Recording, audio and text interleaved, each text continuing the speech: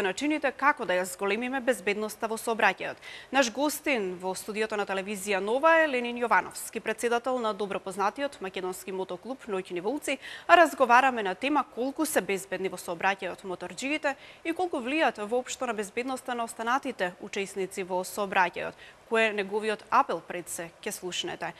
Добро утро, велам и официјално или добар ден, како сакате. Добро утро, добар ден до вас и до гледачите. Колку се безбедни во пресред на летната сезона, кога воглавно се користи мотоцикалот како превозно средство и најчесто, особено за оние за кои важи за главно превозно средство за моторџиите, колку можеме да кажеме дека се безбедни во сообраќајот?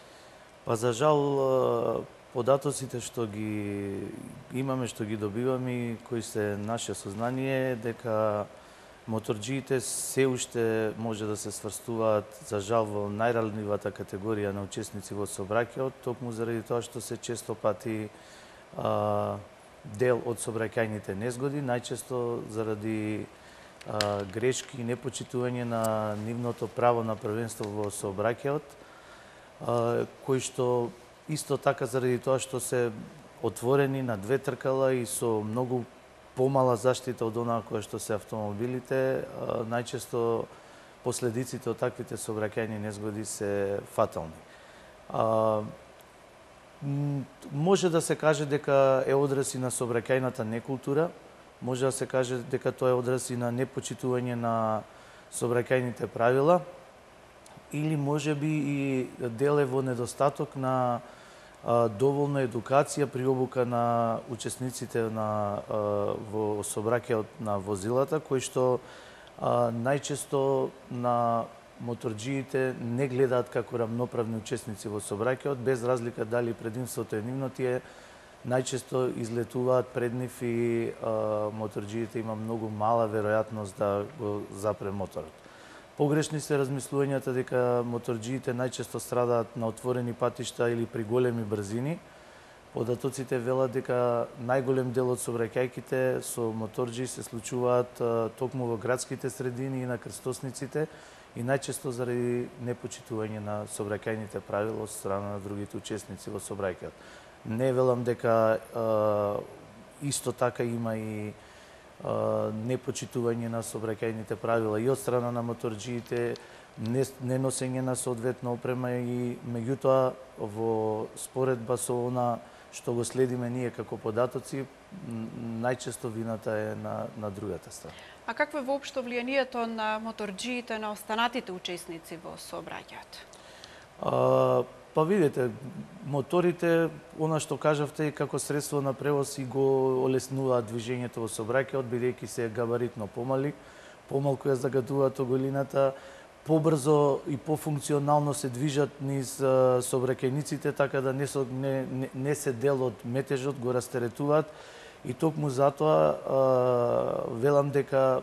тоа како превозно средство можеби треба повеќе да се стимулира за да биде протокот на возила поедноставен и побрз низ улиците, поготово во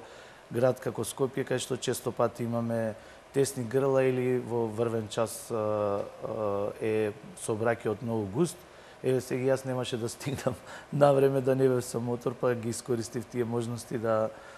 на пошироките ленти помеѓу возилата се побрзо стигнам до вас тука. Така да тој момент, иако некој може би го сметаат како проблематичен, воопшто не треба да се гледа така, бидејќи сепак е во функција на побрзо движење во сообраќајот и токму затоа треба повеќе да се внимава и во ретровизорите и да се приметуваат моторџиите, без разлика што габаритно се многу помали од другите возила на сообраќајниците. Каква е соработката со Републичкиот совет за безбедност во сообраќајот и моторџиите, вие како председател на мотоклубот Ноќни волци? Па можам да кажам само пофални зборови, бидејќи последниве неколку години Републичкиот совет за безбедност во сообраќајот на патиштата активно влијае преку одредени кампањи и активности во доприносот за поголема безбедност во сообраќајот преку познатите кампањи, преку агитации, форуми, плакати, на било кој друг начин на кој што ќе обрне внимание, и често пати дел од тие кампањи се офатени моторџиите, каде што на другите учесници во сообраќајот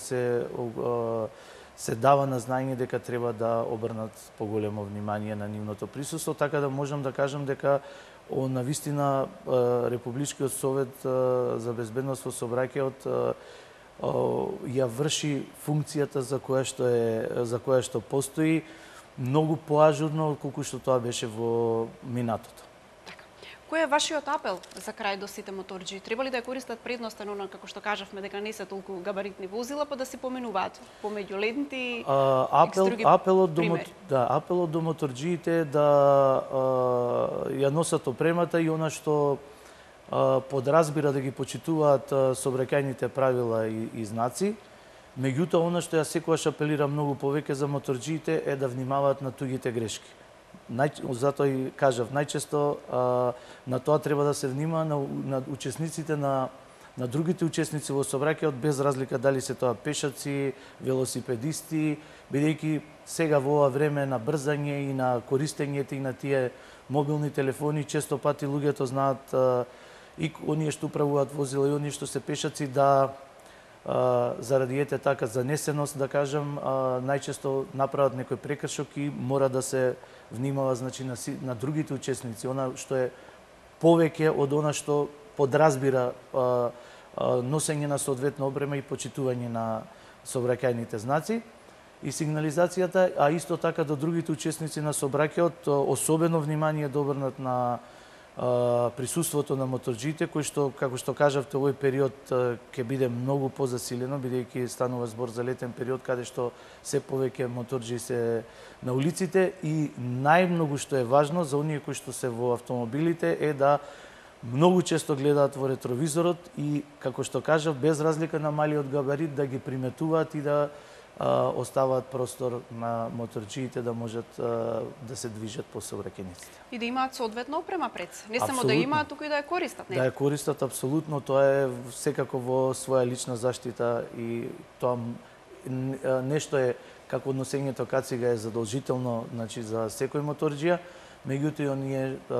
онаа друга дополнителна опрема која што му дава дополнителна заштита и на телото во зависност и од моторот, каков е тип на моторот што се управува. Так. Ленин, не би сакала да го заобиколам прашањето кое посебно ги засега граѓаните и кои забележува изминативе години дека се практикуваат моторџиски трки во градски средини. Го оправдуваш тоа? Апсолутно неоправдано, апсолутно против тоа, и јас можам да констатирам за жал дека тоа е многу мала група на луѓе кои што оддаваат една лоша слика целовито за сите моторџи, иако станува збор на вистина за некоја бројка која што можеби на прсти да се изброи, и оние кои што не знам од кои причини и од кое задоволство го прават, она што не треба да го прават прво заради себе, најмногу и заради себе, меѓутоа уште повеќе и заради другите учесници во сообраќајот, заради тоа што често пати тоа ги вознемирува граѓаните и како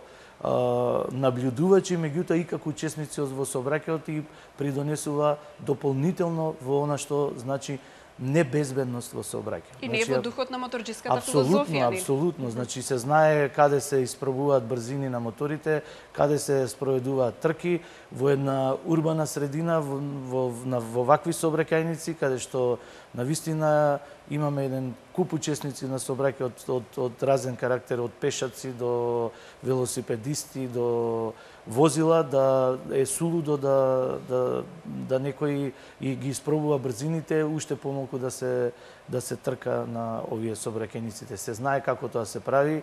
за секого има можност секаде да се искаже, или тоа се прави на стазите каде што се организираат трки, или тоа се најавува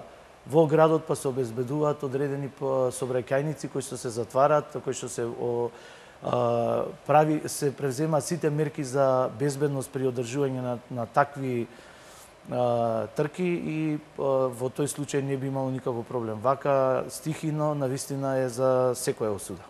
Ви благодарам што предпладнево одвоивте време да бидете дел од вестите на телевизија Нова. Ви благодарам што ни дадовте простор и ние да кажеме нешто околу безбедноста и се надеваме дека доколку и најмал процент допринесовме за поголема безбедност, секако ќе бидеме задоволни. А ние за кратко продолжуваме со вестите.